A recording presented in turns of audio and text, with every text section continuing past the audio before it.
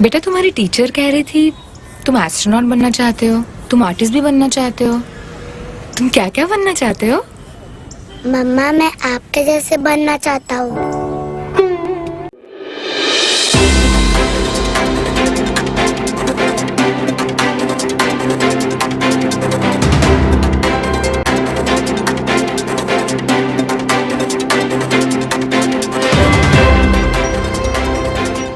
नमस्कार, आप देख रहे हैं मून न्यूज और मैं हूं आपके साथ अंजलि वर्मा। तो खबरों के सिलसिले को आगे बढ़ाते हैं और नजर डालते हैं दिन भर की कुछ खास खबरों पर।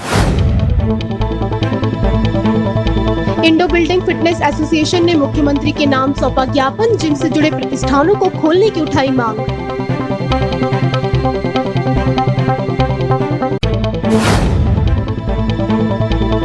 आगरा में फिर डराने लगे हैं कोरोना संक्रमित मरीजों के आंकड़े। आगरा में कोरोना वायरस मरीजों का आंकड़ा पहुंचा 1000 के पार।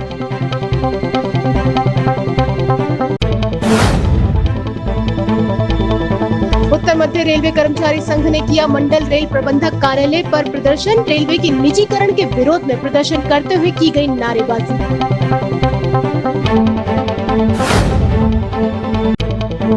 सिरसागंज में लगातार बढ़ने लगे हैं कोरोना के आंकड़े। कोरोना संक्रमित लोगों की संख्या से सिरसागंज में है दहशत।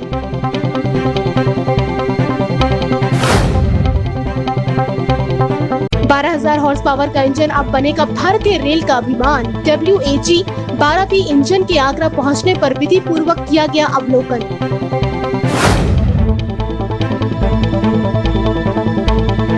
थाना बरहन पुलिस को मिली बड़ी सफलता, 6 पशु चोरों को किया गिरफ्तार, 5 हैं अभी फरार। जिला पूर्ति विभाग आगरा द्वारा प्रवासी मजदूरों के लिए बनाई गई नई योजना। मजदूरों को राहत देने के लिए बनाई गई नई योजना। जल्द से जल्द बनाए जाएंगे मजदूरों के राशन कार्ड।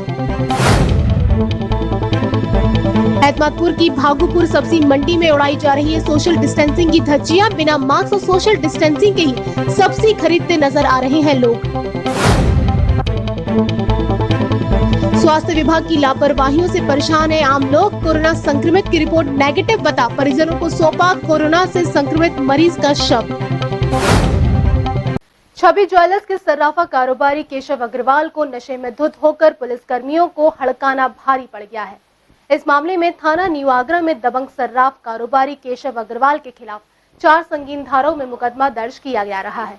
दबंग सर्राफा कारोबारी केशव अग्रवाल का पुलिस कर्मियों पर दबंगई दिखाना भारी पड़ गया है। इस मामले में पुलिस ने 4 संगीन धाराओं में मुकदमा दर्ज किया है। दरअसल मामला बीती रात का है, जब छवि ज्वेलर्स के स्वामी और सर्राफा कारोबारी केशव अग्रवाल अपनी कार से अपने घर जा रहे थे। केशव अग्रवाल को रात को 112 नंबर के पुलिस कर्मियों और थाना न्यू आगरा के पुलिस कर्मियों ने रोका और चेकिंग की। डिग्गी खोले ना हैंडल बाहर आओ तुम रात के 11 बजे कैसे घूम रहे हो बताओ। हमने हम घर से आ रहे हैं। दारू भी ले रहे हो? हैं? दारू पी रखी है तुमने? कौन कह रहा है? मैं कह रहा हूँ। और सुनो, पानी गिलास में पैक भी है। पैक थोड़ी है। मेरे सामने खुद पिया तुमने। पीवी तो कह रहा हूँ, सामने पानी पिया हमने। भैया गाड़ी चेक करवा रहे हो, मुझसे बदतमीजी कर रहे हो। फिर भी जब मैं रोक रहा हूँ तुमसे, मैं कह रहा हूँ कि भाई साहब रुको, क्या हाल चाल है, क्यों घूम रहे हो? तुम मुझसे तू तड़ा कह के बात कर रहे हो। मैं ऑन ड्यूटी हूँ। हाँ, कौन कह रहा है इस बात को? मैं कह रहा हूँ। मेरा बोला नहीं भाई। फिर तेरे से बोल रहे हो कि तेरे से मैंने नहीं बोला। इसी बात से नाराज छवि ज्वेलर्स के स्वामी और सर्राफा कारोबारी केशव अग्रवाल ने पुलिस कर्मियों के साथ में अभद्र भाषा का प्रयोग किया और अपना रौब दिखाया। इस पूरे मामले का वीडियो सोशल मीडिया पर वायरल हुआ था। सोशल मीडिया पर वायरल वीडियो में आप साफ तौर से देख सकते हैं कि नशे में चूर कार में सवार दबंग सर्राफा कारोबारी और छवि ज्वेलर्स केशव अग्रवाल किस तरीके से खाकी वर्दी धारियों पर दबंगई दिखा रहे हैं। बदतमीजी करी? कौन सी बदतमीजी करी? किससे? क्या बदतमीजी करी? बाहर निकलो पहले। हैं? क्या इधर आ? मैं कौन हूँ? कौन हो भाई साहब? हिमांशु के यहाँ मिला था उस दिन। आप कौन हो? क्या कह रहे हो? नहीं, फालतू बात क्या कर रहा है कि बाहर निकलो? कौन निकलूं बाहर? फालतू बात क्या कर रहा है? हाँ, कैमरा मेरे को बना बात है। दबंग सर्राफा कारोबारी केशव अग्रवाल के खिलाफ पुलिस पर कई सबूत मौजूद हैं। एसएसपी आगरा बबलू कुमार इस केस की मॉनिटरिंग कर रहे हैं। साथ ही साथ नशे में धुत सर्राफा कारोबारी केशव अग्रवाल और पुलिस कर्मियों के बीच हुई बातचीत की भी ऑडियो क्लिप सोशल मीडिया पर वायरल हुए हैं, जिसमें आप साफ तौर से देख सकते हैं कि नशे में चूर सर्राफा कारोबारी पुलिस कर्मियों से किस भाषा में बात कर रहे हैं। हेलो भटका यार हैं? नंबर तुमने दे दिया, बहुत बढ़िया काम कर दिया यार। पहुंच गए पहुंच गए। सुबह मिलना अच्छी मूड में। अरे खराब मूड तो कभी नहीं होता, हम अच्छे मूड में रहते हैं हर समय। अच्छा चलो ठीक है। मिलोगे तो उठे तुम पहचानो नहीं। क्यों नहीं पहचानेंगे? आज नहीं पहचाने? पक्की बात बता रहे हैं, हैं? स्टाम्प पेपर रेफरेंस मांगो, उठे तुम्हें मिलो तो तुम पहचानो ही नहीं। क्यों नहीं पहचानेंगे? आपको क्यों नहीं पहचानेंगे? चलो कोई बात नहीं, तुमने नंबर दे दिया, मुझे बहुत बढ़िया काम कर दिया यार हमें। क्यों नंबर से क्या करना था ऐसा? नहीं हमें काम पड़ता है ना बहुत ज्यादा। अरे तुम्हारे काम की काम मन है ये बताओ, कहीं भी फोन कर दो तुम तो भरा है बहुत। हमें जरूरत पड़ती रहती है लोगों की, पुलिस की। तुम भले आदमी हो, तुम्हें क्या जरूरत है पुलिस की? नहीं भले आदमी नहीं है, हम बड़े गंदे आदमी है, वो तुमने बता दिया हम कितने गंदे हैं अभी। ठीक है ठीक है ठीक है। नंबर पहुंच गया ना? हाँ नंबर मिल गया, कॉल मिलेंगे तुम ध्यान से। हमारे फोन का इंतजार करना था मेरा। हम आपके फोन का इंतजार ही करेंगे सुबह। ओके। इस मामले में थाना न्यू आगरा में केशव अग्रवाल के खिलाफ धारा 188, 353, 504, 506 के तहत मुकदमा दर्ज किया गया है और माना जा रहा है नशे में चूर दबंग सर्राफा कारोबारी केशव अग्रवाल को दबंगी करना भारी पड़ सकता है। ताजनगरी आगरा में स्वास्थ्य विभाग की लापरवाही का एक और बड़ा मामला सामने आया है। 82 वर्षीय बुजुर्ग गजेंद्र पाल की एसएन में उपचार के दौरान मौत हुई थी, जिनके शव को परिजनों को सौंप दिया गया।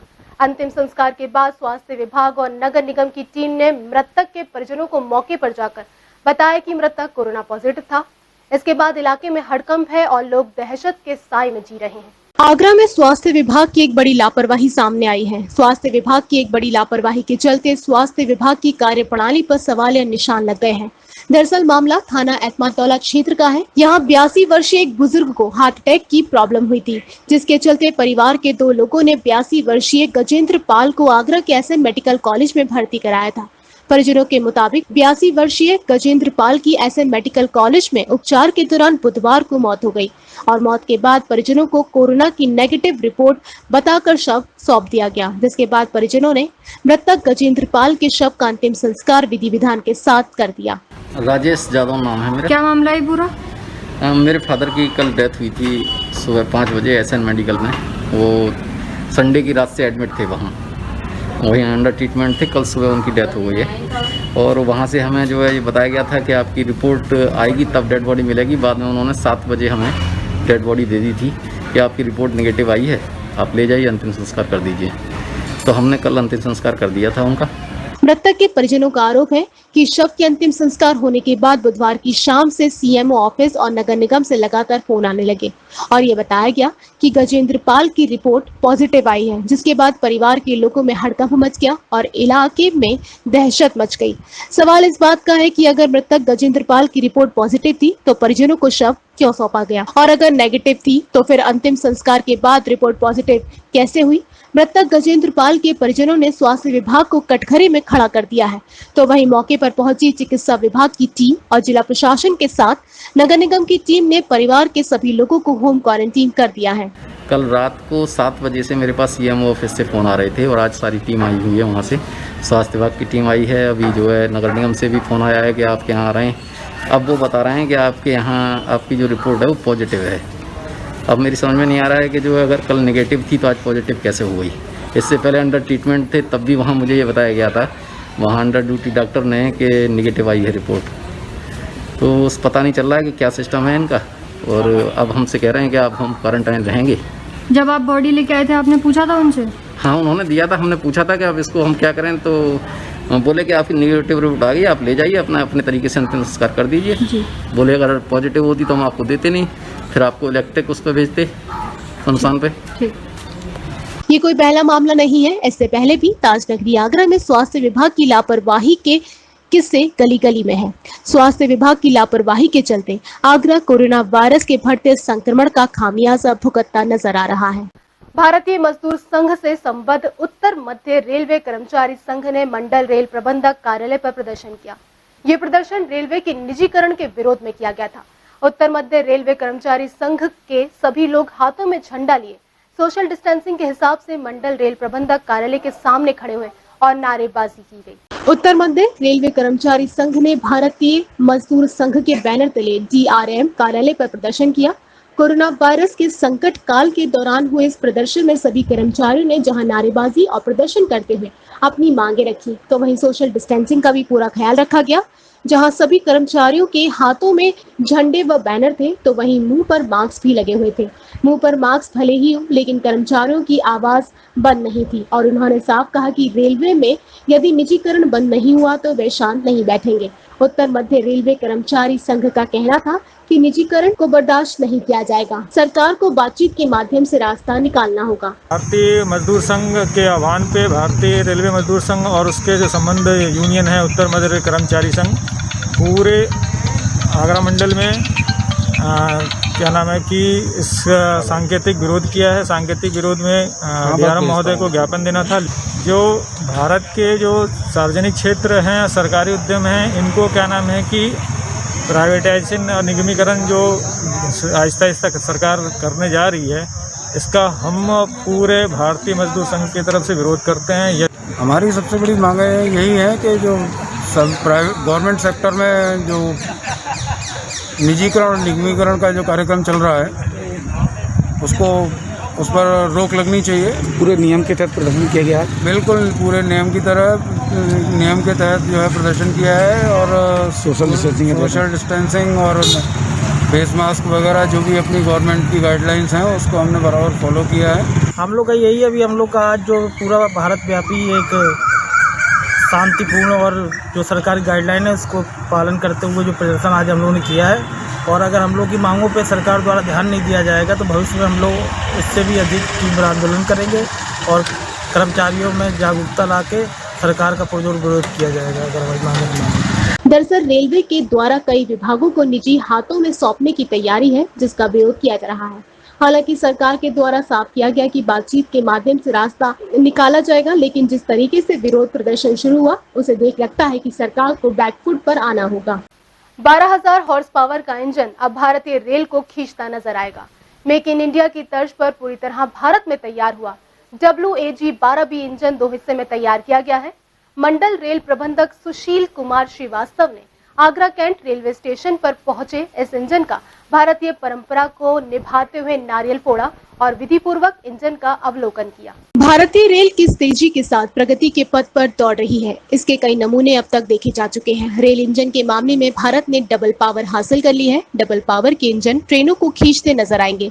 भारत का सबसे प्रगतिशील इंजन 12,000 हॉर्स पावर का है। अत्याधुनिक टेक्नोलॉजी से तैयार किया गया इंजन पूरी तरीके से स्वदेशी है। 12,000 हॉर्स पावर का WAG 12B इंजन 2 हिस्सों में है। मेक इन इंडिया के तहत इंजन को बिहार, मधेपुरा लोकोमोटिव रेल मंत्रालय और अल्ट्रा मैन्युफैक्चरिंग इंडिया लिमिटेड ने तैयार किया है। उत्तर मध्य रेलवे आगरा रेल मंडल के आगरा कैंट रेलवे स्टेशन पर 12,000 हॉर्स पावर का इंजन पहुंचा। मंडल रेल प्रबंधक सुशील कुमार श्रीवास्तव ने नारियल फोड़ा और विधि पूर्वक शुभारंभ किया गया। देखिए, ये नया लोकोमोटिव है, इंजन है 12,000 हॉर्स पावर में, और ये सबसे अच्छी बात है, ये पूरी तरह से मेक इन इंडिया है। इसको मधेपुरा में बनाया जा रहा है और इसका डिज़ाइन स्पेसिफिकेशन जो है RDSO जो रेलवे का रिसर्च एंड डिज़ाइन विंग है उसने बनाया है और इसको मधेपुरा में इसको मैन्युफैक्चर किया गया।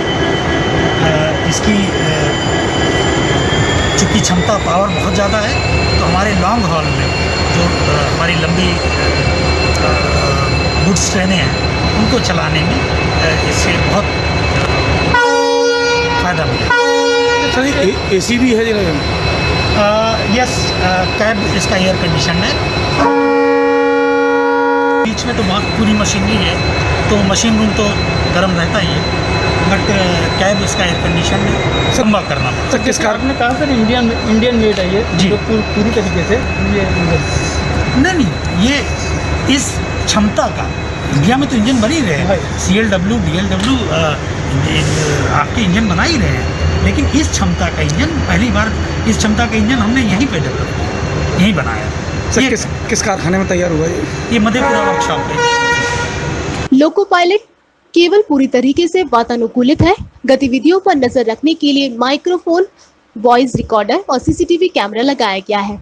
पूरे तरीके से स्वदेशी 12,000 हॉर्स पावर का इंजन की ताकत का अंदाजा इसी बात से लगाया जा सकता है कि रास्ते में रेलवे लाइन पर रखे बड़े पत्थरों को ये आसानी से उड़ा सकता है। 120 किलोमीटर प्रति घंटे की रफ्तार से पटरी पर दौड़ सकता है।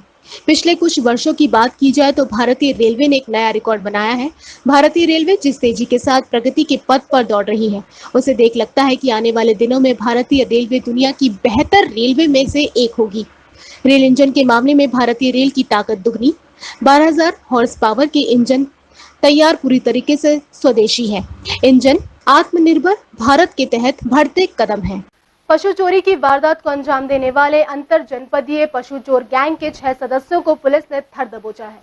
इनके कब्जे से 2 गाय, 3 वाहन और कई भैंस बरामद हुए हैं। थाना बरहन पुलिस को बीती रात एक बड़ी सफलता हाथ लगी है। पुलिस ने पशु चोरी करने वाले गिरोह के 6 सदस्यों को पकड़ा है। ये गैंग अंतर जनपदीय है, जो आगरा सहित अन्य जिलों में भी पशु चोरी जैसी घिनौनी वारदात को अंजाम देता था। एसपी पश्चिमी रवि कुमार ने बताया कि लॉकडाउन के वक्त 2 वाहनों में जिसमें एक पशु मौजूद था, ये पशु चोर ले जा रहे थे। चेकिंग के दौरान रोकने पर बरहन पुलिस पर इन पशु चोरों ने फायरिंग भी की थी, जिसमें 4 पशु चोरों को मौके पर गिरफ्तार किया गया था। इनकी निशानदेही पर 2 पशु चोर और गिरफ्तार किए गए हैं। कुल पशु चोरों की संख्या 6 हो गई है। इससे 3 वाहन और 2 गाय सहित कुछ भैंस भी बरामद की गई हैं। चोरों का गैंग थाना बरहन क्षेत्र में पकड़ा गया है। वाकयात कुछ इस प्रकार से हैं कि रात्रि के समय में जब थाना बरहन की पुलिस चेकिंग में लगी हुई थी ग्राम आहरण में, तो नाला पुलिया की तरफ से 2 गाड़ियां आ रही थी, उसमें एक गाय भी लगी हुई थी और उसमें कुछ लोग थे और जब पुलिस ने उनको रोकने का प्रयास किया तो उन लोगों ने पुलिस पर फायरिंग कर दी और उसके बाद कोशिश की कि भाग जाएं। उसी दौरान में जो है पुलिस ने काफ़ी मशक्क़त के साथ और सीखे हुए तरीके से 4 लोगों को गिरफ्तार किया और उन दोनों गाड़ियों में एक जो गाय थी उनको भी बरामद किया। साथ ही साथ उनकी निशानदेही पे भी जो है 2 और लोगों को गिरफ्तार किया गया है। तो कुल गिरफ्तारियां 6 हैं। एसपीआरए रवि कुमार ने पूरे मामले की जानकारी देते हुए घटना का पर्दाफाश किया है। इस मामले में एसपी देहात रवि कुमार का कहना है कि पशु चोरों का धारा 3/8 का मुकदमा दर्ज किया गया है, यानी शासन के मुताबिक अब गौवंश को चुराने, प्रताड़ित करने के तहत दर्ज होने वाले इस मुकदमे में 10 साल का प्रावधान है, जिसे शासन ने हाल ही में लागू किया है। इनके 5 साथी फरार बताए जा रहे हैं, जिनकी गिरफ्तारी के लिए पुलिस की टीमें दबिश दे रही हैं। साथ ही साथ एसपी देहात ने बताया कि सभी पशु चोरों पर 20-20 मुकदमे अन्य थाने में दर्ज हैं। ये लोग जनपद फिरोजाबाद, कासगंज, एटा और चिकसाना के रहने वाले हैं। पुलिस ने सभी पशु चोरों के खिलाफ मुकदमा कायम कर जेल भेज दिया है। पुलिस टीम का दावा है कि इनके फरार साथी भी जल्दी पुलिस गिरफ्त में होंगे। इन अभियुक्तों के जेल जाने से माना जा रहा है कि बरहन क्षेत्र में पशु चोरी की वारदातों पर अंकुश लग सके।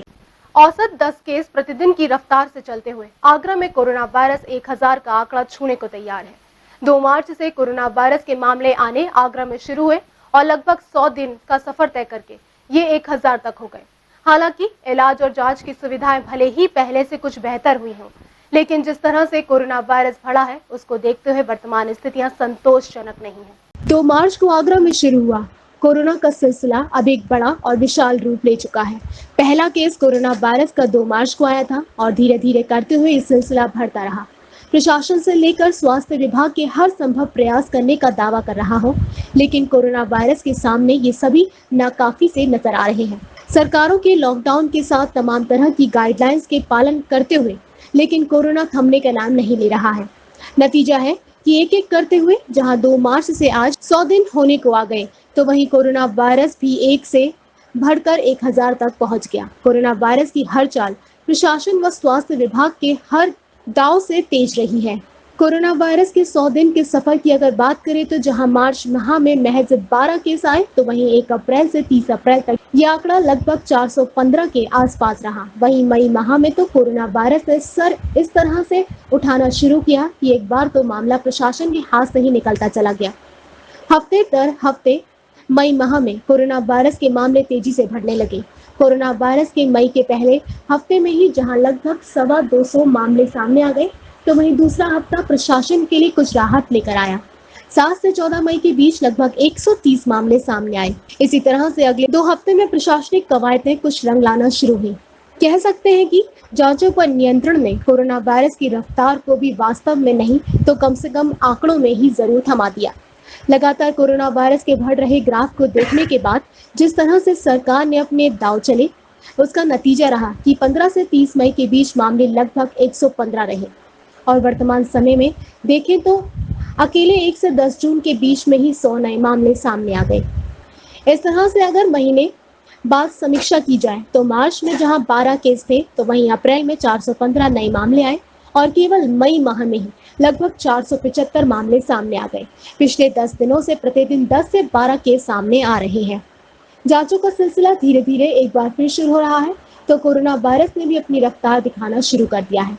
हालांकि वायरस के संक्रमण पर नियंत्रण आ गया हो और स्थितियां सही हो, ये फिलहाल कह पाना मुश्किल है। ये तो रही मरीज बढ़ने की बात, वहीं दूसरी ओर मौतों के सिलसिले पर नजर डालें तो ये भी आंकड़ों में डराने वाले लगते हैं। मार्च माह में जहां एक भी कोरोना वायरस अप्रैल माह में 14 मई में अप्रैल से दुगनी यानी 28 मौतें हो गई, वहीं अभी तक जून माह में महज 10 दिनों में 12 मौतें हो चुकी हैं। ये आंकड़े वर्तमान में डराने वाले हैं। ऐसे में सरकार को गंभीरता के साथ कुछ और प्रयास करने होंगे। टेस्टिंग का स्तर बढ़ाने के साथ साथ संक्रमण के नियंत्रण और लगातार बाजारों में बढ़ रही भीड़ भाड़ को भी नियंत्रित करना होगा। यहाँ वक्त हो चुका छोटे से ब्रेक का। ब्रेक के बाद भी खबरों का सिलसिला इसी तरीके से रहेगा जारी। आप बने रहिए हमारे साथ। राम नर्मदा परशुराम धर्मार्थ सेवा सदन, कथा, भागवत, शादी, विवाह व मांगलिक कार्य के लिए उपयुक्त स्थान, यात्री समूह, छात्र समूह के ठहरने की उपयुक्त व्यवस्था। सेवा सदन के अंदर ही पार्किंग सुविधा भी उपलब्ध है। सेवा सदन के शुल्क में सिर्फ मेंटेनेंस खर्चा ही शामिल किया जाता है। संपर्क कीजिए Ram Narmada Parshuram Seva Sadan, Saint Andrews school road, Karmayogi enclave, Kamla Nagar, Agra. Mobile number 9720002952। हाँ, अभी मेल कर रही हूँ। ठीक है, मीटिंग सेट कर लेना। ये लो। मेरा चार्जर देना, दो ना प्लीज। लो। ब्रेक के बाद एक बार फिर आप सभी का स्वागत है। अब नजर डालते हैं आगे की कुछ और ताजा खबरों पर। कोरोना काल में गरीब, असहाय और जरूरतमंद लोगों को राहत देने के लिए शासन ने योजना बनाना शुरू कर दिया है।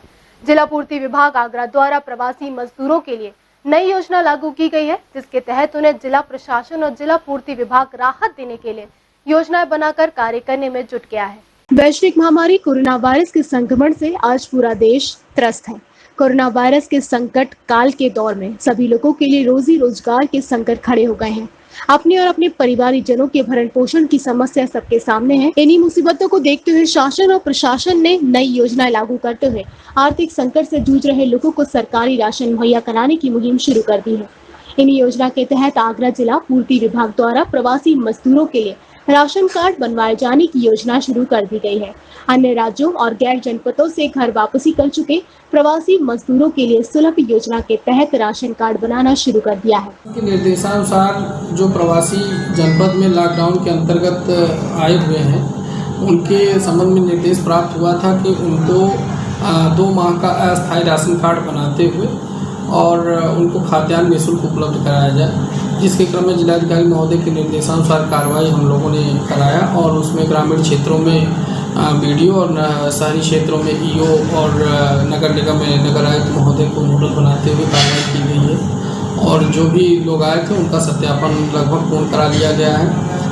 उसमें अधिकांश लोगों के पास पहले से ही राशन कार्ड थे, तो जिनके पास पहले से राशन कार्ड थे उनको अस्थायी राशन कार्ड नहीं बनाया गया है, लेकिन जिनके पास राशन कार्ड नहीं थे और पात्रता रखते हैं उनके कार्य हम लोगों ने उन पर राशन कार्ड जनरेट कराया है और वर्तमान माह में जो वितरण चल रहा है उसके अंतर्गत उन्हें वितरण भी कराया जा रहा है।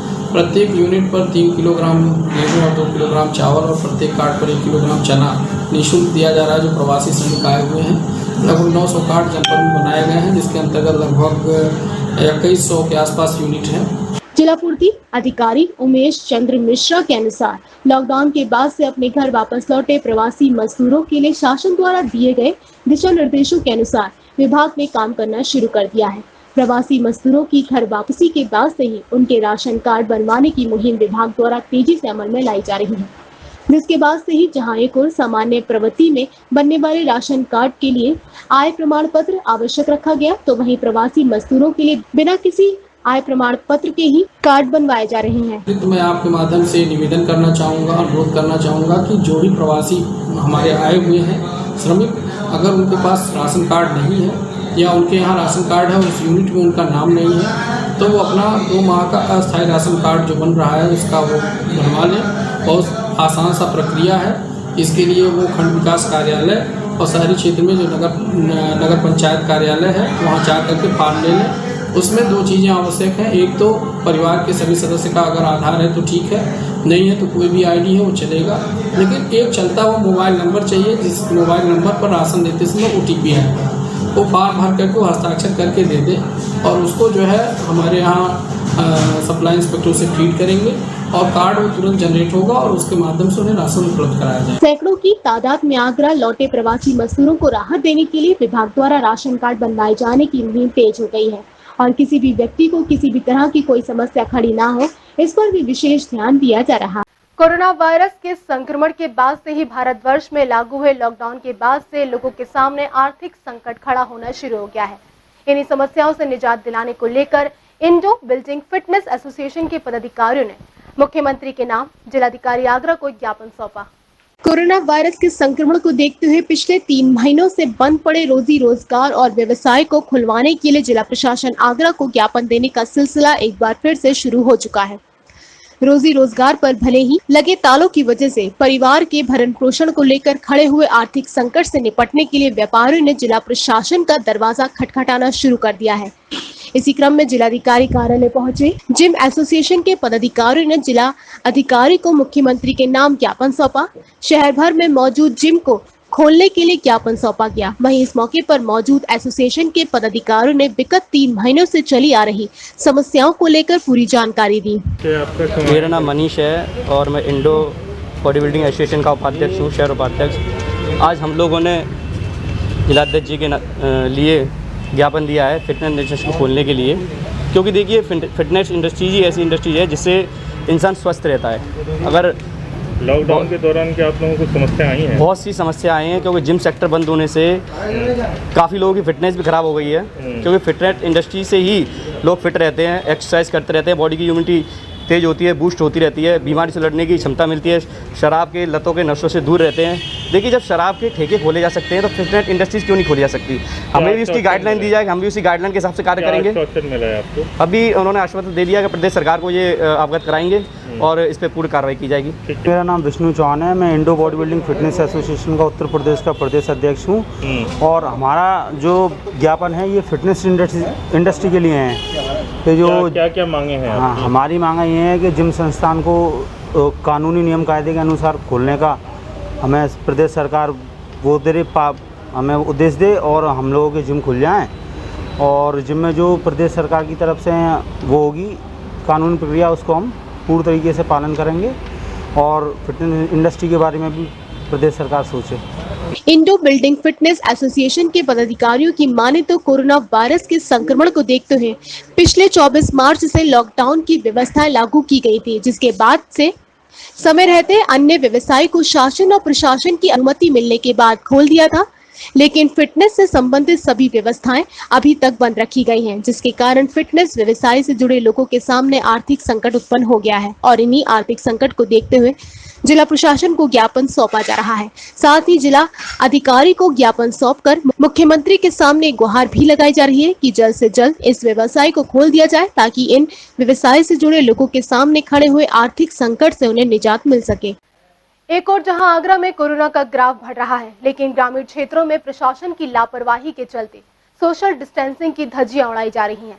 एतमादपुर के भागुपुर में स्थित सब्जी मंडी में लोग बिना मास्क के भारी संख्या में सोशल डिस्टेंसिंग की धज्जियां उड़ाते नजर आ रहे हैं। भारत सहित आगरा में कोरोना वायरस लगातार बढ़ रहा है। सरकार कोरोना को रोकने के लिए अलग अलग प्रयास कर रही है, लेकिन आगरा के एतमादपुर में प्रशासन की लापरवाही के चलते सोशल डिस्टेंसिंग की धज्जियां उड़ती नजर आ रही हैं। ऐसा ही नजारा देखने को मिला एतमादपुर के कुबेरपुर में सब्जी मंडी में, जहां सप्ताह में 2 बार सब्जी मंडी लगती है, जिसमें सैकड़ों की संख्या में लोग सब्जी खरीदने के लिए यहाँ आते हैं। यहाँ सैनिटाइजर का प्रयोग तो बहुत दूर, लोग बिना मास्क के ही खरीदारी करते नजर आ रहे हैं, क्योंकि एतमादपुर नगर हॉटस्पॉट में है। इस वजह से एतमादपुर नगर की सब्जी मंडी बंद है। यही कारण है कि आसपास के क्षेत्र के सभी लोग अब इस सब्जी मंडी में सब्जी खरीदने के लिए पहुँच रहे हैं। क्या नाम है तुम्हारा? सचिन कुमार नाम है मेरा। अच्छा, कहाँ के रहने वाले हो? यही दलेनगर रनकला का। ये कहाँ की सब्जी मंडी है, क्या है? ये कुबेरपुर सब्जी मंडी बोली जाती है। यहाँ पे बुधवार को शनिवार को पेंट लगती है। यहाँ भीड़ लगी हुई है, कोई नियमों का पालन नहीं है, कोई मास्क नहीं लगाए हुए, क्या है? हाँ, ये गलत चल रहा है और ये ठीक नहीं है और यहाँ पे भीड़ लगा रखी है। सब्जी मंडी में सब्जी खरीदने पहुंचे ग्राहकों में बहुत ही कम जागरूकता दिखाई दे रही है। इसी कारण लोग सोशल डिस्टेंसिंग का पालन नहीं कर रहे हैं और ना ही चेहरे को कवर करते हुए मास्क का प्रयोग किया जा रहा है। यहाँ ना ही कोई पुलिसकर्मी तैनात है और ना ही किसी भी प्रकार के प्रशासन की कोई जिम्मेदार अधिकारी यहाँ पर दिखाई देता है। एक बड़ा सवाल स्थानीय प्रशासन पर खड़ा होता है कि अगर यही हाल रहा तो देश कोरोना से किस प्रकार से लड़कर इस लड़ाई को जीत पाएगा। आगरा इटावा रेलखंड पर फतेहाबाद थाना क्षेत्र के ग्राम बाबा की तिवरिया के पास इटावा की ओर से आ रही एक मालगाड़ी से गिरकर पंजाब के युवक की ट्रैक पर ही मौत हो गई। घटना की जानकारी पर पहुंची पुलिस ने मृतक का पंचनामा भर पोस्टमार्टम के लिए भेज दिया। आगरा इटावा रेलखंड पर फतेहाबाद थाना क्षेत्र के ग्राम बाबा की तिवरिया के पास इटावा की ओर से आ रही एक मालगाड़ी से गिरकर पंजाब के युवक की ट्रैक पर मौत हो गई। घटना की जानकारी पर पहुंची पुलिस ने मृतक का पंचनामा भर पोस्टमार्टम के लिए भेज दिया। प्राप्त जानकारी के अनुसार गुरुवार को मालगाड़ी इटावा की ओर से आ रही थी। अचानक से उसमें से एक 28 वर्षीय युवक ट्रैक पर गिर गया। वह थोड़ी देर बाद उसने दम तोड़ दिया। घटना की जानकारी पर स्थानीय पुलिस वरिष्ठ उप निरीक्षक राजेश कुमार सागर के नेतृत्व में रेलवे ट्रैक पर पहुंची। वह शव की तलाशी ले मृतक के शव को पोस्टमार्टम के लिए भेज दिया। मृतक के पास मिले पहचान पत्रों से उसका नाम दयाराम, उम्र करीब 28 वर्ष, निवासी लुधियाना पंजाब मालूम पड़ा है। पुलिस मृतक के परिजनों से संपर्क करने का प्रयास कर रही है। फिरोजाबाद में अनाज माफिया एक बार फिर से सक्रिय हो गए हैं। मामला शिकोहाबाद तहसील क्षेत्र का है। यहाँ भारी मात्रा में कालाबाजारी कर लाया गया राशन का चावल सप्लाई इंस्पेक्टर ने पकड़ा है। ये चावल एक घर से लोडर में रखकर बाहर ले जाने की तैयारी थी, जिसकी सूचना मिलने पर प्रशासनिक अधिकारी मौके पर पहुंच गए, जिन्हें देखकर लोडर का ड्राइवर मौके से फरार हो गया। फिरोजाबाद में अनाज माफिया एक बार फिर से सक्रिय हो गए हैं। ये उस अनाज की कालाबाजारी में लगे हैं जिसे गरीब जनता के लिए आपातकाल में उपलब्ध किया गया है। मामला शिकोहाबाद तहसील क्षेत्र का है। यहाँ भारी मात्रा में कालाबाजारी कर लाए गए राशन का चावल सप्लाई इंस्पेक्टर ने पकड़ा। ये चावल एक घर से लोडर में रखकर बाहर ले जाने की तैयारी थी, जिसकी सूचना मिलने पर प्रशासनिक अधिकारी मौके पर पहुंच गए, जिन्हें देखकर लोडर का ड्राइवर मौके से फरार हो गया। लोडर में भारी मात्रा चावल बरामद किया गया है। वीडियोग्राफी बनाया गया है। लोग बता रहे हैं मतलब कि हम लोग मतलब गली गली मतलब चावल खरीदते हैं, उसको स्टोर करके फिरोजाबाद और आगरा बेचते हैं। ये कैसा राशन का चावल मालूम पड़ा है, क्या है? अब ये डंप किया हुआ चावल है। ये गली गली मतलब ग्राहकों से मतलब खरीद के चावल को इकट्ठा किया गया है और कालाबाजारी करने के उद्देश्य से उसको एकत्रित किया गया है। जबकि कोरोना महामारी में खाद्यान्न के लिए सरकार द्वारा बराबर प्रयास किया जा रहा है कि गरीबों तक राशन पहुँचे, लेकिन कुछ लोग अपने लाभ के लिए उसको डंप कर रहे हैं और डंपिंग के माहौल करने के लिए उन पर FIR किया जाएगा और आवश्यक कार्रवाई की जाएगी। फिलहाल इस बरामद माल को सप्लाई विभाग ने अपने कब्जे में ले लिया है। साथ ही विभाग जांच में लग गया है। आखिर इस पूरे मामले में मास्टरमाइंड कौन है, अब ये आने वाले समय में ही पता चल पाएगा। आखिर कब तक ये आरोपी गिरफ्तार किए जाएंगे। सिरसागंज में बुधवार को एक युवा व्यापारी कोरोना पॉजिटिव मिलने से क्षेत्र में हड़कंप मच गया। वहीं प्रशासन ने इलाके को पूरी तरह से सील कर दिया। सिरसागंज में बुधवार को एक और कोरोना पॉजिटिव मिलने से क्षेत्र में हड़कंप मच गया। वहीं प्रशासन ने उस इलाके को पूर्ण रूप से सील कर दिया। आपको बताते चले, सिरसागंज मेन रोड स्थित एक युवा व्यापारी की कोरोना रिपोर्ट पॉजिटिव आने के बाद इलाके में हड़कंप मच गया। बताया जा रहा है युवा व्यापारी कुछ दिन पहले सिरसागंज के प्राथमिक स्वास्थ्य केंद्र के वार्ड बॉय के कोरोना संक्रमित होने के बाद उनके संपर्क में लगातार बताया जा रहा था, जहां व्यापारी को उसके बाद से ही सांस लेने में दिक्कत आ रही थी। वहीं व्यापारी के परिवारजनों द्वारा उसका आगरा के एक प्राइवेट अस्पताल में इलाज चल रहा था, जहां सिरसागंज के प्राथमिक स्वास्थ्य के डॉक्टरों द्वारा उसका सैंपल लेकर जाँच के लिए भेजा गया। वहीं बुधवार की शाम को व्यापारी की कोरोना रिपोर्ट पॉजिटिव आने के बाद इलाके में हड़कंप मच गया।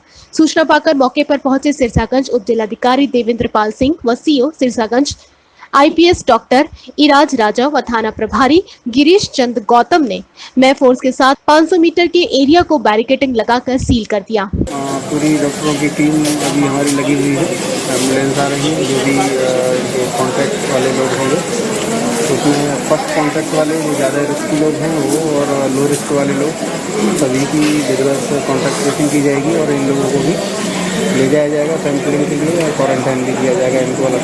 अब हमारे कस्बे में ये 2 केस सामने आ गए हैं और संभावना इस तरह की लग रही है कि कहीं और भी स्थिति न बिगड़े, तो मेरा सभी कस्बावासियों से अपील भी है कि सभी लोग बहुत एहतियात से रहें और सभी जो दुकानदार भाई हैं वो भी हम लोगों का सहयोग करें। वहीं इसके साथ सिरसागंज समाज सेवी डॉक्टर गुरु दंते सिंह व सिरसागंज नगर पालिका चेयरमैन सोनी शिवहरे भी अपनी नगर पालिका टीम के साथ पहुंच गए। वहीं प्राथमिक स्वास्थ्य केंद्र के डॉक्टर द्वारा पॉजिटिव व्यक्ति को एम्बुलेंस की सहायता से आइसोलेशन वार्ड में भर्ती कराया गया। नगर में अब बीचों बीच एक और कोरोना पॉजिटिव केस मिलने के बाद लोगों में चिंता बढ़ गई है। इस बुलेटिन में बस इतना ही। अगले बुलेटिन में फिर होगी आपसे मुलाकात। दिन भर की हर छोटी बड़ी खबर के लिए आप बने रहिए मून न्यूज के साथ। तब तक के लिए दीजिए मुझे इजाजत। नमस्कार, आप देख रहे हैं मून न्यूज का खास कार्यक्रम वायरल खुशी और आज की खुशी की शुरुआत करते हैं प्यारी सी बच्ची के साथ। किसी ने बड़ी कमाल की बात कही है कि बच्चों के अंदर भगवान का रूप होता है और बच्चों से ज्यादा मासूम और प्यारा दूसरा कोई नहीं होता। तो आज मैं आपको मिलवाती हूँ एक नन्ही सी बच्ची से जो अपना सारा प्यार एक छोटे से पक्षी पर लुटा रही है।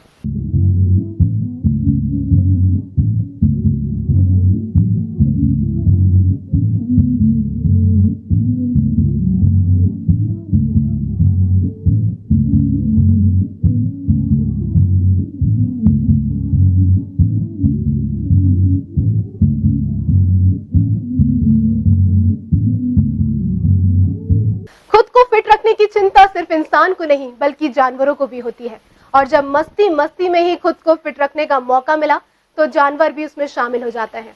ऐसा है एक वीडियो सोशल मीडिया पर जमकर वायरल हो रहा है जिसमें इंसान के साथ जानवर भी टहलने निकल जाते हैं।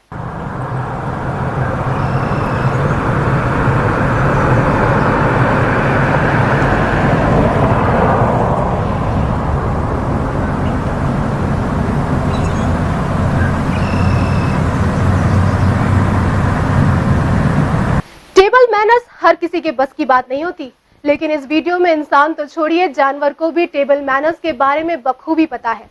तो आइए दिखाती हूँ मैं आपको कैसे जानवर और उसके मालिक एक साथ मिलकर एक टेबल पर पूरे मैनर्स के साथ खाना खा रहे हैं।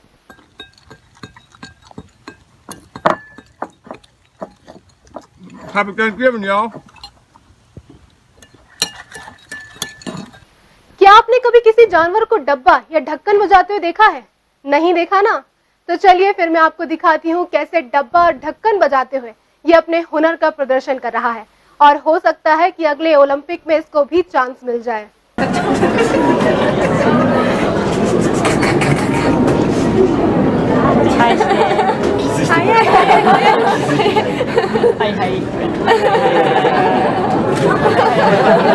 वायरल खुशी में आज के लिए बस इतना ही। जल्दी ही आपसे मिलेंगे अगले एपिसोड में कुछ और गुदगुदाते वीडियो के साथ। नमस्कार। डॉक्टर राम नर्मदा परशुराम धर्मार्थ सेवा सदन, कथा, भागवत, शादी विवाह व मांगलिक कार्य के लिए उपयुक्त स्थान, यात्री समूह, छात्र समूह के ठहरने की उपयुक्त व्यवस्था। सेवा सदन के अंदर ही पार्किंग सुविधा भी उपलब्ध है। सेवा सदन के शुल्क में सिर्फ मेंटेनेंस खर्चा ही शामिल किया जाता है। संपर्क कीजिए Ram Narmada Parshuram Seva Sadan, Saint Andrews school road, Karmayogi enclave, Kamla Nagar, Agra. Mobile number 9720002952। हाँ, अभी मेल कर रही हूँ। ठीक है, मीटिंग सेट कर लेना। ये लो। मेरा चार्जर देना, दो ना प्लीज। लो। गर्मा गर्म दूध कौन पिएगा? बेटा, तुम्हारी टीचर कह रही थी तुम एस्ट्रोनॉट बनना चाहते हो, तुम आर्टिस्ट भी बनना चाहते हो। तुम क्या क्या बनना चाहते हो? मम्मा, मैं आपके जैसे बनना चाहता हूँ। माँ के प्यार में मिलावट नहीं होती, इसीलिए अमूल दूध जो आता है किसान माओ के हाथों, इंडिया के हर घर तक। तभी तो मिलावट वाला खुला दूध नहीं,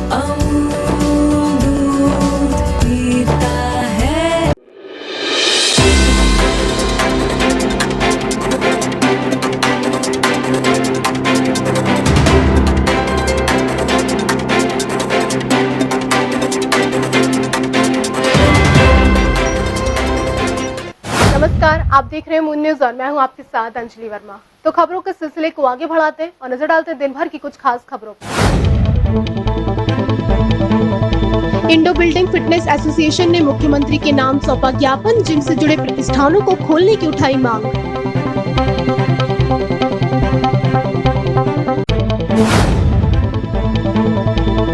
आगरा में फिर डराने लगे हैं कोरोना संक्रमित मरीजों के आंकड़े। आगरा में कोरोना वायरस मरीजों का आंकड़ा पहुंचा 1000 के पार।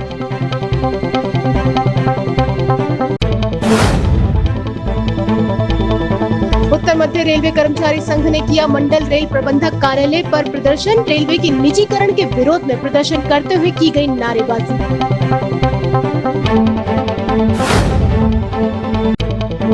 सिरसागंज में लगातार बढ़ने लगे हैं कोरोना के आंकड़े। कोरोना संक्रमित लोगों की संख्या से सिरसागंज में है दहशत।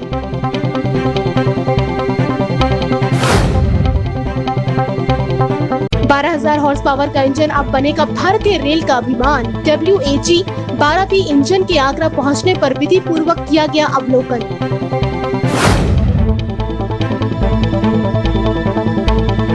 थाना बरहन पुलिस को मिली बड़ी सफलता। 6 पशु चोरों को किया गिरफ्तार, 5 हैं अभी फरार। जिला पूर्ति विभाग आगरा द्वारा प्रवासी मजदूरों के लिए बनाई गई नई योजना। मजदूरों को राहत देने के लिए बनाई गई नई योजना। जल्द से जल्द बनाए जाएंगे मजदूरों के राशन कार्ड। एतमादपुर की भागुपुर सब्जी मंडी में उड़ाई जा रही है सोशल डिस्टेंसिंग की धज्जियां। बिना मास्क और सोशल डिस्टेंसिंग के ही सब्जी खरीदते नजर आ रहे हैं लोग। स्वास्थ्य विभाग की लापरवाहियों से परेशान है आम लोग। कोरोना संक्रमित की रिपोर्ट नेगेटिव बता परिजनों को सौंपा कोरोना से संक्रमित मरीज का शव। छवि ज्वेलर्स के सर्राफा कारोबारी केशव अग्रवाल को नशे में धुत होकर पुलिस कर्मियों को हड़काना भारी पड़ गया है। इस मामले में थाना न्यू आगरा में दबंग सर्राफ कारोबारी केशव अग्रवाल के खिलाफ 4 संगीन धाराओं में मुकदमा दर्ज किया गया रहा है। दबंग सर्राफा कारोबारी केशव अग्रवाल का पुलिस कर्मियों पर दबंगई दिखाना भारी पड़ गया है। इस मामले में पुलिस ने 4 संगीन धाराओं में मुकदमा दर्ज किया है।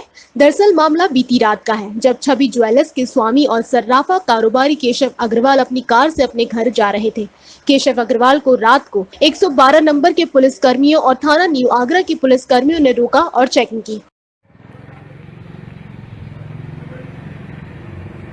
डिग्गी खोले ना हैंडल बाहर आओ, तुम बाहर आओ। तुम रात के 11 बजे कैसे घूम रहे हो बताओ? अपने हम घर से आ रहे हैं। दारू भी ले रहे हो? हैं? दारू पी रखी है तुमने? कौन कह रहा है? मैं कह रहा हूँ। और सुनो, पानी गिलास में पैक भी है। पैक थोड़ी है। मेरे सामने खुद पिया तुमने? टीवी कह रहे हो, सामने पानी पिया हमने। और भैया गाड़ी चेक करवा रहे हो, मुझसे बदतमीजी कर रहे हो। फिर भी जब मैं रोक रहा हूँ तुमसे, मैं कह रहा हूँ कि भाई साहब रुको, क्या हाल चाल है, क्यों घूम रहे हो? तुम मुझसे तू तड़ा को कह के बात कर रहे हो। मैं ऑन ड्यूटी हूँ। हाँ, कौन कह रहा है इस बात को? मैं कह रहा हूँ। मैंने बोला नहीं भाई। फिर तेरे से बोल रहे हो कि तेरे से मैंने नहीं बोला।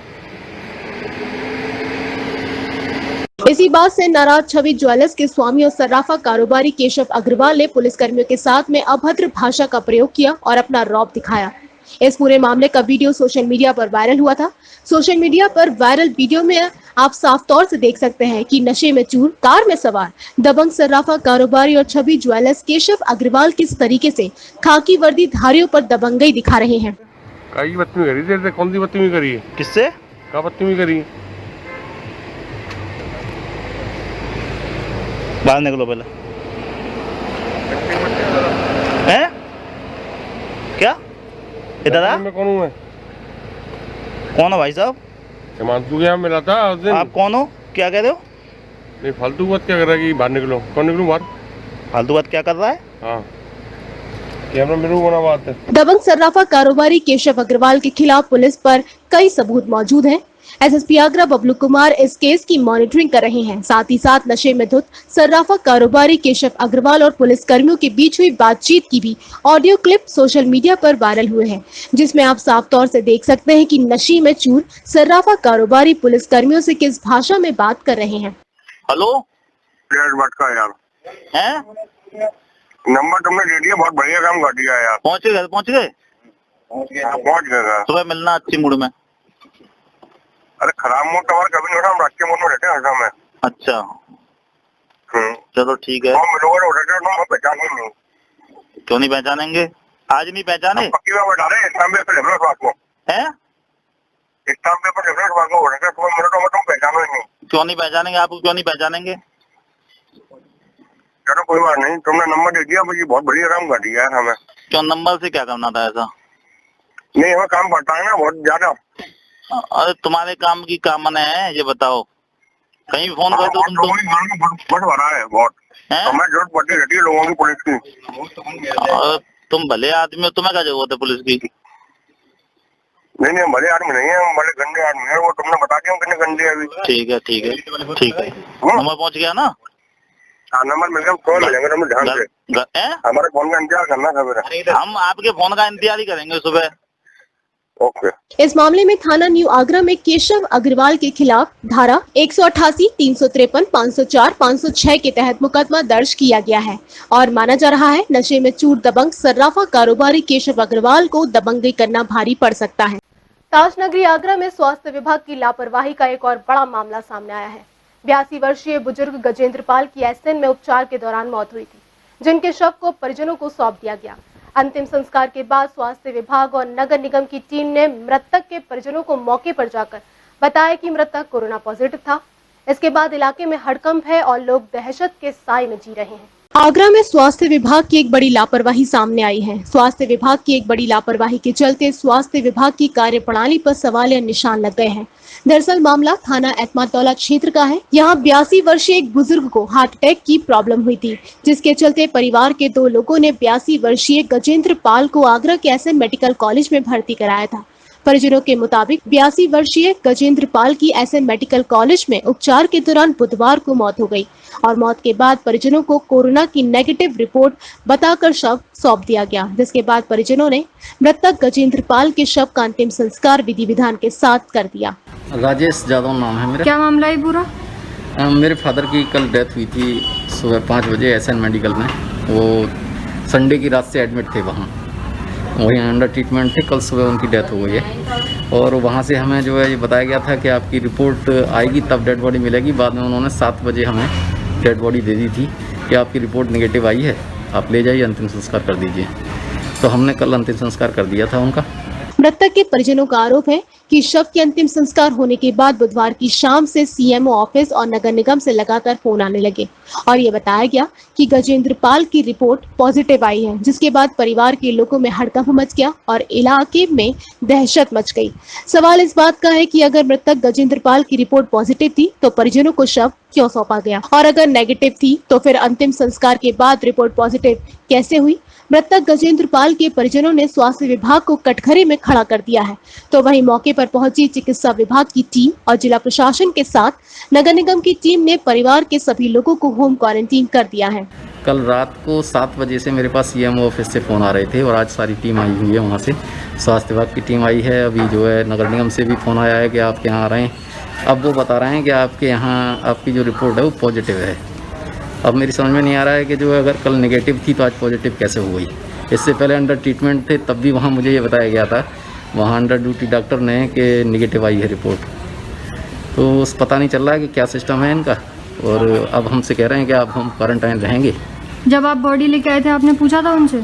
हाँ, उन्होंने दिया था। हमने पूछा था कि अब इसको हम क्या करें, तो बोले कि आपकी नेगेटिव रिपोर्ट आ गई, आप ले जाइए अपने तरीके से अंतिम संस्कार कर दीजिए। बोले अगर पॉजिटिव होती तो हम आपको देते नहीं, फिर आपको इलेक्ट्रिक उस पर भेजते अनुसार पे। ठीक। ये कोई पहला मामला नहीं है। इससे पहले भी ताजनगरी आगरा में स्वास्थ्य विभाग की लापरवाही के किस्से गली गली में है। स्वास्थ्य विभाग की लापरवाही के चलते आगरा कोरोना वायरस के बढ़ते संक्रमण का खामियाजा भुगतता नजर आ रहा है। भारतीय मजदूर संघ से संबद्ध उत्तर मध्य रेलवे कर्मचारी संघ ने मंडल रेल प्रबंधक कार्यालय पर प्रदर्शन किया। ये प्रदर्शन रेलवे के निजीकरण के विरोध में किया गया था। उत्तर मध्य रेलवे कर्मचारी संघ के सभी लोग हाथों में झंडा लिए सोशल डिस्टेंसिंग के हिसाब से मंडल रेल प्रबंधक कार्यालय के सामने खड़े हुए और नारेबाजी की गई। उत्तर मध्य रेलवे कर्मचारी संघ ने भारतीय मजदूर संघ के बैनर तले DRM कार्यालय पर प्रदर्शन किया।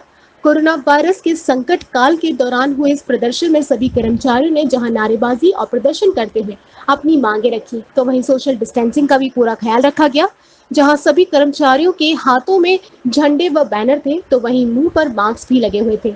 मुंह पर मास्क भले ही हो, लेकिन कर्मचारियों की आवाज बंद नहीं थी और उन्होंने साफ कहा कि रेलवे में यदि निजीकरण बंद नहीं हुआ तो वे शांत नहीं बैठेंगे। उत्तर मध्य रेलवे कर्मचारी संघ का कहना था कि निजीकरण को बर्दाश्त नहीं किया जाएगा। सरकार को बातचीत के माध्यम से रास्ता निकालना होगा। भारतीय मजदूर संघ के आह्वान पे भारतीय रेलवे मजदूर संघ और उसके जो संबंध यूनियन है उत्तर मध्य रेलवे कर्मचारी संघ पूरे आगरा मंडल में क्या नाम है कि इस सांकेतिक विरोध किया है। सांकेतिक विरोध में DRM महोदय को ज्ञापन देना था।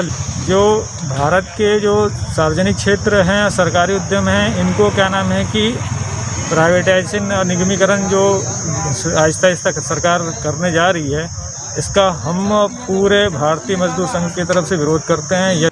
हमारी सबसे बड़ी मांग यही है कि जो प्राइवेट गवर्नमेंट सेक्टर में जो निजीकरण और निगमीकरण का जो कार्यक्रम चल रहा है उस पर रोक लगनी चाहिए। पूरे नियम के तहत प्रदर्शन किया गया है। बिल्कुल पूरे नियम के तहत जो है प्रदर्शन किया है और सोशल डिस्टेंसिंग और फेस मास्क वगैरह जो भी अपनी गवर्नमेंट की गाइडलाइंस हैं उसको हमने बराबर फॉलो किया है। हम लोग का यही है, अभी हम लोग का आज जो पूरा भारत व्यापी एक शांतिपूर्ण और जो सरकारी गाइडलाइन है उसको पालन करते हुए जो प्रदर्शन आज हम लोगों ने किया है, और अगर हम लोग की मांगों पे सरकार द्वारा ध्यान नहीं दिया जाएगा तो भविष्य में हम लोग इससे भी अधिक तीव्र आंदोलन करेंगे और कर्मचारियों में जागरूकता लाके सरकार का पुरजोर विरोध किया जाएगा अगर हमारी मांगें। दरअसल रेलवे के द्वारा कई विभागों को निजी हाथों में सौंपने की तैयारी है, जिसका विरोध किया जा रहा है। हालांकि सरकार के द्वारा साफ किया गया कि बातचीत के माध्यम से रास्ता निकाला जाएगा, लेकिन जिस तरीके से विरोध प्रदर्शन शुरू हुआ उसे देख लगता है कि सरकार को बैकफुट पर आना होगा। 12,000 हॉर्स पावर का इंजन अब भारतीय रेल को खींचता नजर आएगा। मेक इन इंडिया की तर्ज पर पूरी तरह भारत में तैयार हुआ WAG 12B इंजन 2 हिस्से में तैयार किया गया है। मंडल रेल प्रबंधक सुशील कुमार श्रीवास्तव ने आगरा कैंट रेलवे स्टेशन पर पहुंचे इस इंजन का भारतीय परंपरा को निभाते हुए नारियल फोड़ा और विधि पूर्वक इंजन का अवलोकन किया। भारतीय रेल किस तेजी के साथ प्रगति के पथ पर दौड़ रही है, इसके कई नमूने अब तक देखे जा चुके हैं। रेल इंजन के मामले में भारत ने डबल पावर हासिल कर ली है। डबल पावर के इंजन ट्रेनों को खींचते नजर आएंगे। भारत का सबसे प्रगतिशील इंजन 12,000 हॉर्स पावर का है। अत्याधुनिक टेक्नोलॉजी से तैयार किया गया इंजन पूरी तरीके से स्वदेशी है। 12,000 हॉर्स पावर का WAG 12B इंजन 2 हिस्सों में है। मेक इन इंडिया के तहत इंजन को बिहार, मधेपुरा लोकोमोटिव रेल मंत्रालय और अल्स्ट्रॉम मैन्युफैक्चरिंग इंडिया लिमिटेड ने तैयार किया है। उत्तर मध्य रेलवे आगरा रेल मंडल के आगरा कैंट रेलवे स्टेशन पर 12,000 हॉर्स पावर का इंजन पहुंचा। मंडल रेल प्रबंधक सुशील कुमार श्रीवास्तव ने नारियल फोड़ा और विधि पूर्वक शुभारंभ किया गया। देखिए, ये नया लोकोमोटिव है, इंजन है 12,000 हॉर्स पावर का, और ये सबसे अच्छी बात है, ये पूरी तरह से मेक इन इंडिया है। इसको मधेपुरा में बनाया जा रहा है और इसका डिज़ाइन स्पेसिफिकेशन जो है RDSO जो रेलवे का रिसर्च एंड डिज़ाइन विंग है उसने बनाया है और इसको मधेपुरा में इसको मैन्युफैक्चर किया गया। इसकी चूँकि क्षमता पावर बहुत ज़्यादा है तो हमारे लॉन्ग हॉल में जो हमारी लंबी गुड्स ट्रेनें हैं उनको चलाने में इससे बहुत फ़ायदा मिला। सर AC भी है यस, कैब इसका एयर कंडीशन है। बीच में तो बहुत पूरी मशीनरी है तो मशीन रूम तो गर्म रहता ही है, बट कैब इसका एयर कंडीशन है, संभव करना पड़ता है। किस कारण ने कहा सर इंडियन मेड है ये जी पूरी तरीके से ये नहीं, ये इस क्षमता का इंडिया में तो इंजन बन ही रहे हैं, CLW DLW आपके इंजन बना ही रहे हैं, लेकिन इस क्षमता का इंजन पहली बार इस क्षमता का इंजन हमने यहीं पे डेवलप किया, यहीं बनाया। सर किस कारखाने में तैयार हुआ ये मधेपुरा वर्कशॉप पे। लोको पायलट केवल पूरी तरीके से वातानुकूलित है। गतिविधियों पर नजर रखने के लिए माइक्रोफोन, वॉइस रिकॉर्डर और CCTV कैमरा लगाया गया है। पूरे तरीके से स्वदेशी 12,000 हॉर्स पावर का इंजन की ताकत का अंदाजा इसी बात से लगाया जा सकता है कि रास्ते में रेलवे लाइन पर रखे बड़े पत्थरों को ये आसानी से उड़ा सकता है। 120 किलोमीटर प्रति घंटे की रफ्तार से पटरी पर दौड़ सकता है। पिछले कुछ वर्षों की बात की जाए तो भारतीय रेलवे ने एक नया रिकॉर्ड बनाया है। भारतीय रेलवे जिस तेजी के साथ प्रगति के पथ पर दौड़ रही है, उसे देख लगता है कि आने वाले दिनों में भारतीय रेलवे दुनिया की बेहतर रेलवे में से एक होगी। रेल इंजन के मामले में भारतीय रेल की ताकत दुगनी, 12,000 हॉर्स पावर के इंजन तैयार पूरी तरीके से स्वदेशी है। इंजन आत्मनिर्भर भारत के तहत बढ़ते कदम है। पशु चोरी की वारदात को अंजाम देने वाले अंतर जनपदीय पशु चोर गैंग के 6 सदस्यों को पुलिस ने धर दबोचा है। इनके कब्जे से 2 गाय, 3 वाहन और कई भैंस बरामद हुए हैं। थाना बरहन पुलिस को बीती रात एक बड़ी सफलता हाथ लगी है। पुलिस ने पशु चोरी करने वाले गिरोह के 6 सदस्यों को पकड़ा है। ये गैंग अंतर जनपदीय है, जो आगरा सहित अन्य जिलों में भी पशु चोरी जैसी घिनौनी वारदात को अंजाम देता था। एसपी पश्चिमी रवि कुमार ने बताया कि लॉकडाउन के वक्त 2 वाहनों में जिसमें एक पशु मौजूद था, ये पशु चोर ले जा रहे थे। चेकिंग के दौरान रोकने पर बरहन पुलिस पर इन पशु चोरों ने फायरिंग भी की थी, जिसमें 4 पशु चोरों को मौके पर गिरफ्तार किया गया था। इनकी निशानदेही पर 2 पशु चोर और गिरफ्तार किए गए हैं। कुल पशु चोरों की संख्या 6 हो गई है। इससे 3 वाहन और 2 गाय सहित कुछ भैंस भी बरामद की गई हैं। चोरों का गैंग थाना बरहन क्षेत्र में पकड़ा गया है। वाकयात कुछ इस प्रकार से हैं कि रात्रि के समय में जब थाना बरहन की पुलिस चेकिंग में लगी हुई थी ग्रामा हरन में, तो नाला पुलिया की तरफ से 2 गाड़ियां आ रही थी, उसमें एक गाय भी लगी हुई थी और उसमें कुछ लोग थे और जब पुलिस ने उनको रोकने का प्रयास किया तो उन लोगों ने पुलिस पर फायरिंग कर दी और उसके बाद कोशिश की कि भाग जाएं। उसी दौरान में जो है पुलिस ने काफ़ी मशक्क़त के साथ और सीखे हुए तरीके से 4 लोगों को गिरफ्तार किया और उन दोनों गाड़ियों में एक जो गाय थी उनको भी बरामद किया। साथ ही साथ उनकी निशानदेही में भी जो है 2 और लोगों को गिरफ्तार किया गया है। तो कुल गिरफ्तारियां 6 हैं। एसपीआरए रवि कुमार ने पूरे मामले की जानकारी देते हुए घटना का पर्दाफाश किया है। इस मामले में एसपी देहात रवि कुमार का कहना है कि पशु चोरों का धारा 3/8 का मुकदमा दर्ज किया गया है, यानी शासन के मुताबिक अब गौवंश को चुराने प्रताड़ित करने के तहत दर्ज होने वाले इस मुकदमे में 10 साल का प्रावधान है, जिसे शासन ने हाल ही में लागू किया है। इनके 5 साथी फरार बताए जा रहे हैं, जिनकी गिरफ्तारी के लिए पुलिस की टीमें दबिश दे रही हैं। साथ ही साथ एसपी देहात ने बताया कि सभी पशु चोरों पर 20-20 मुकदमे अन्य थाने में दर्ज हैं। ये लोग जनपद फिरोजाबाद, कासगंज, एटा और चिकसाना के रहने वाले हैं। पुलिस ने सभी पशु चोरों के खिलाफ मुकदमा कायम कर जेल भेज दिया है। पुलिस टीम का दावा है कि इनके फरार साथी भी जल्दी पुलिस गिरफ्त में होंगे। इन अभियुक्तों के जेल जाने से माना जा रहा है कि बरहन क्षेत्र में पशु चोरी की वारदातों पर अंकुश लग सके। औसत 10 केस प्रतिदिन की रफ्तार से चलते हुए आगरा में कोरोना वायरस 1000 का आंकड़ा छूने को तैयार है। 2 मार्च से कोरोना वायरस के मामले आने आगरा में शुरू हुए और लगभग 100 दिन का सफर तय करके ये 1000 तक हो गए। हालांकि इलाज और जांच की सुविधाएं भले ही पहले से कुछ बेहतर हुई हों, लेकिन जिस तरह से कोरोना वायरस बढ़ा है उसको देखते हुए वर्तमान स्थितियां संतोषजनक नहीं है। 2 मार्च को आगरा में शुरू हुआ कोरोना का सिलसिला अब एक बड़ा और विशाल रूप ले चुका है। पहला केस कोरोना वायरस का 2 मार्च को आया था और धीरे धीरे करते हुए ये सिलसिला बढ़ता रहा। प्रशासन से लेकर स्वास्थ्य विभाग के हर संभव प्रयास करने का दावा कर रहा हो, लेकिन कोरोना वायरस के सामने ये सभी नाकाफी से नजर आ रहे हैं।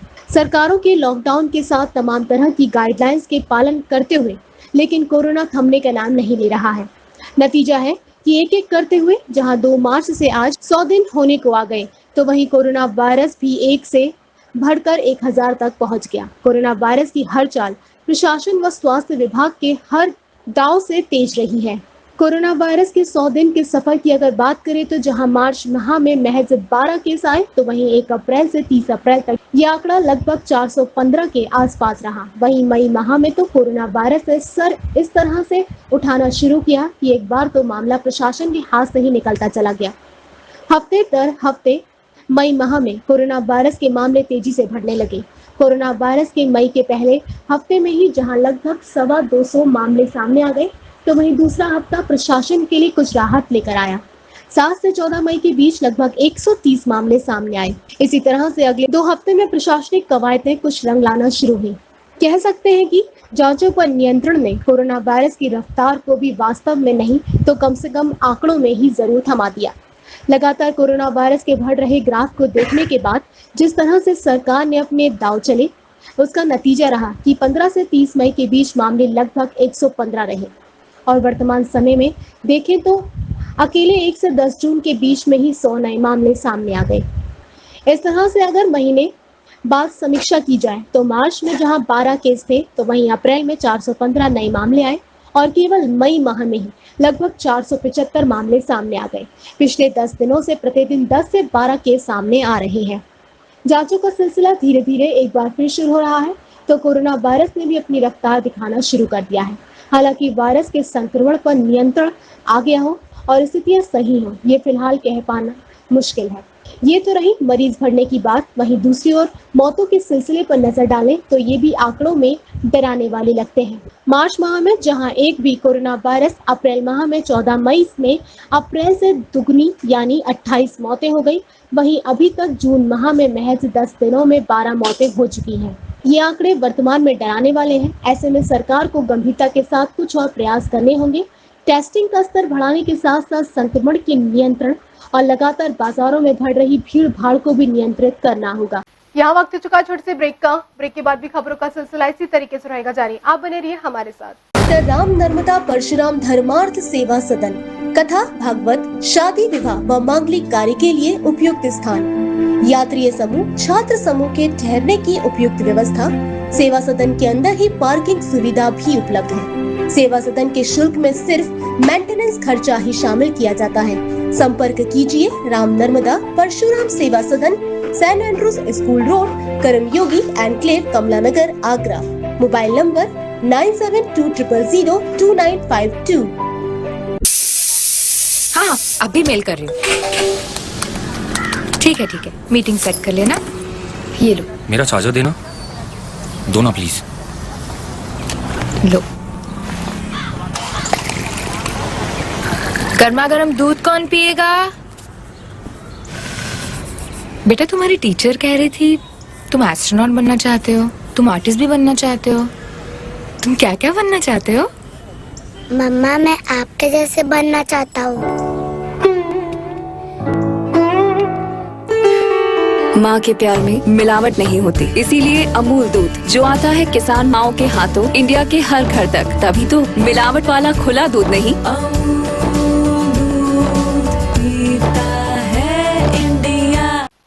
ब्रेक के बाद एक बार फिर आप सभी का स्वागत है। अब नजर डालते हैं आगे की कुछ और ताजा खबरों पर। कोरोना काल में गरीब, असहाय और जरूरतमंद लोगों को राहत देने के लिए शासन ने योजना बनाना शुरू कर दिया है। जिला पूर्ति विभाग आगरा द्वारा प्रवासी मजदूरों के लिए नई योजना लागू की गई है, जिसके तहत उन्हें जिला प्रशासन और जिला पूर्ति विभाग राहत देने के लिए योजनाएं बनाकर कार्य करने में जुट गया है। वैश्विक महामारी कोरोना वायरस के संक्रमण से आज पूरा देश त्रस्त है। कोरोना वायरस के संकट काल के दौर में सभी लोगों के लिए रोजी रोजगार के संकट खड़े हो गए हैं। अपने और अपने परिवारजनों के भरण पोषण की समस्या सबके सामने है। इन्हीं मुसीबतों को देखते हुए शासन और प्रशासन ने नई योजनाएं लागू करते हुए आर्थिक संकट से जूझ रहे लोगों को सरकारी